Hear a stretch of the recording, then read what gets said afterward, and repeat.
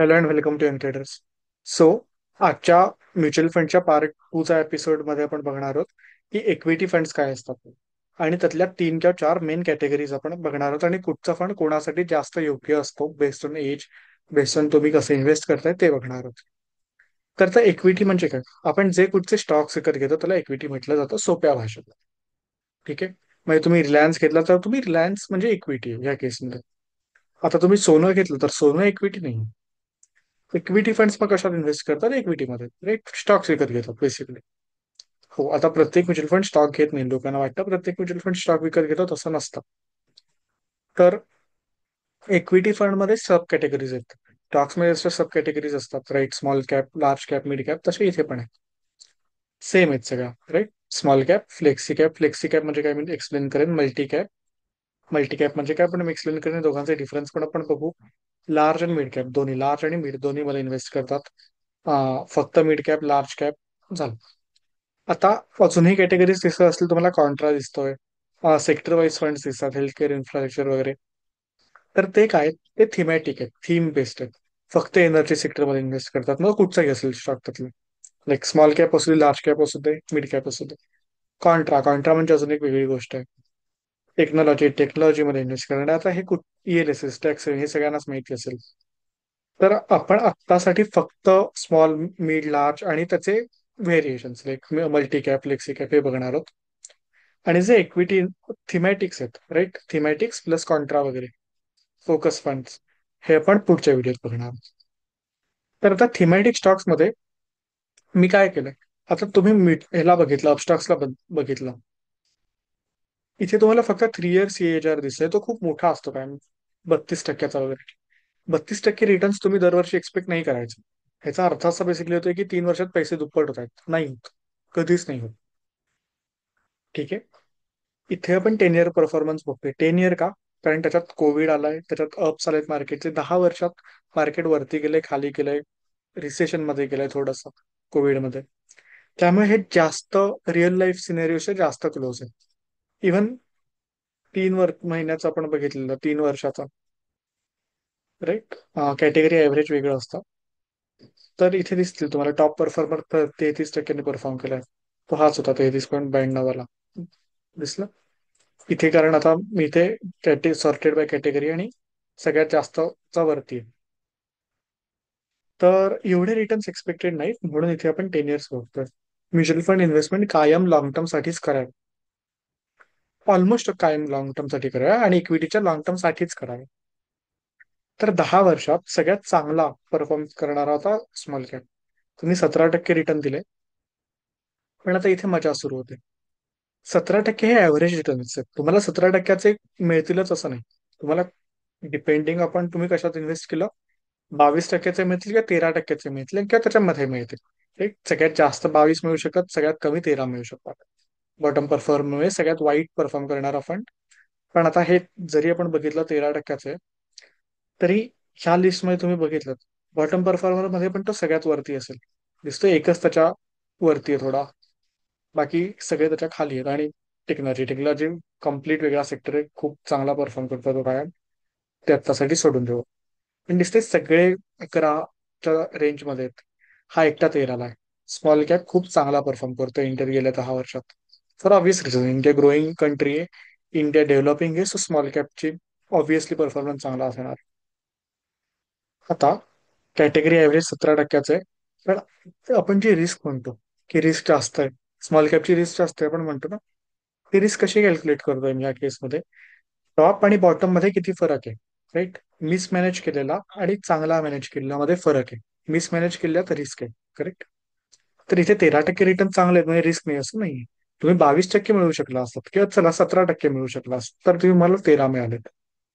तर मी average to बॉटमचा हे बघतोय, डिफरन्स बघतोय, तो 4%चा आहे. आणि टॉप टू बॉटमचा साधारण 9%चा आहे. आपण तसंच मिड कॅपला गेलो तर ते डिफरन्सेस कमी होतात. दिसते की कॅटेगरी ऍव्हरेज जे होतं मिड कॅपला, ते 15-16च आहे, 0.19 म्हणजे ऑलमोस्ट 16च आहे. आणि इथे खाली 13च आहे, 13.1. सो जरी कॅटेगरी ऍव्हरेज स्मॉल कॅपचा आणि मिड कॅपचा दोन जास्त आहे, स्मॉल कॅप जास्त परफॉर्म करतो, तरी काही लोक असणार आहेत ज्यांनी स्मॉल कॅप मध्ये इन्व्हेस्ट केलंय, त्यांना रिटर्न मिड कॅप पेक्षा कमी मिळाले. कारण ह्याचा कमी परफॉर्म करणारा बॉटम परफॉर्मर स्मॉल कॅपच्या वरती दिसतोय हा. तर 13% मिळालेच नाही. डिफरन्स कितीचा आला असता? 2%चाच डिफरन्स दिसतोय कॅटेगरी ऍव्हरेज आणि बॉटम मध्ये. हा फंड मॅनेज करणं सोपं आहे compared to small cap funds. का? कारण ते मिड कॅप्स आहेत, जास्त सेफ स्टॉक्स आहेत ते. आणि टॉप मध्ये किती? 16 ते 19, तीनचाच फरक. इथे किती होता बघा? 17.5चा. करेक्ट. आता तसंच आपण लार्ज कॅपला बघितलं, इथे दोनचाच डिफरन्स येतो. पण बॉटम परफॉर्मर वन्स अगेन 5ला गेलाय, टॉप आणि बॉटम मध्ये फरक 5चा आलाय. इथे कितीचा होता? 9चा कम्पेअर्ड टू 5.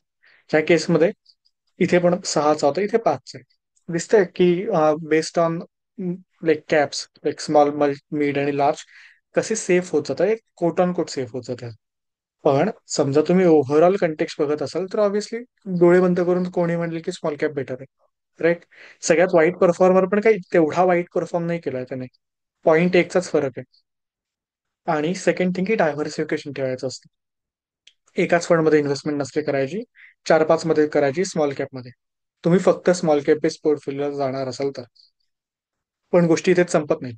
अजून दोन गोष्टी आहेत, फ्लेक्सी कॅप आणि मल्टी कॅप. आता फ्लेक्सी कॅप म्हणजे काय? कॅटेगरी वाईज ते फ्लेक्सिबल असतं. जो चांगला परफॉर्म करतो तिथे ते इन्व्हेस्ट करतात. पण हे कठीण पण असतं. चांगला परफॉर्म कोण करतो हे कायम कळतच नाही. कोणाला तरी एकाला कळलं नव्हतं, त्याने 8%चाच परफॉर्मन्स दिलाय.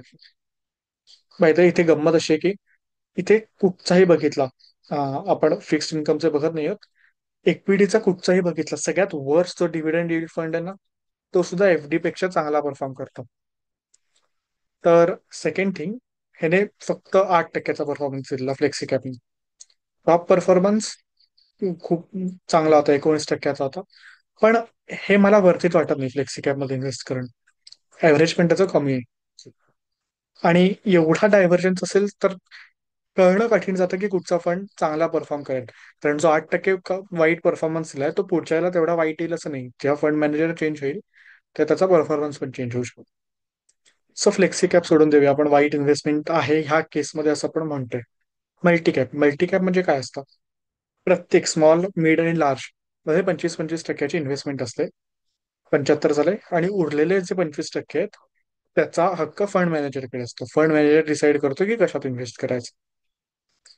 हे बऱ्यापैकी चांगले मॅनेज फंड्स असतात. ते इथे दिसत असेल 5% आणि 15%, बेसिकली मिड कॅपच्याच रेंजमध्ये दिसतील तुम्हाला. दिसते मिड कॅपच्याच रेंजमध्ये. तर त्यात लार्ज कॅप इन्क्लुडेड आहे म्हणून थोडं कमी परफॉर्मन्स. मल्टी कॅप बऱ्यापैकी जास्त safe compared to small cap, even mid cap. Mid cap पेक्षा मल्टी कॅप जास्त सेफ असतं. इव्हन इथे 5%चा आपल्याला दिसतोय, इथे 6%चं दिसतोय.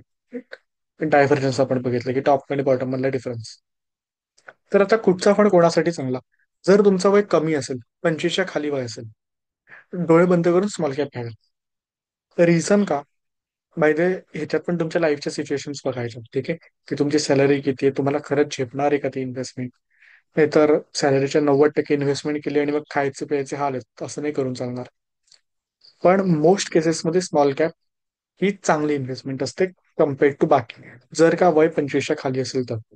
वय 40च्या जवळ जात असेल तर मोस्टली मल्टी कॅप किंवा लार्ज कॅप मध्ये इन्व्हेस्ट करायचं.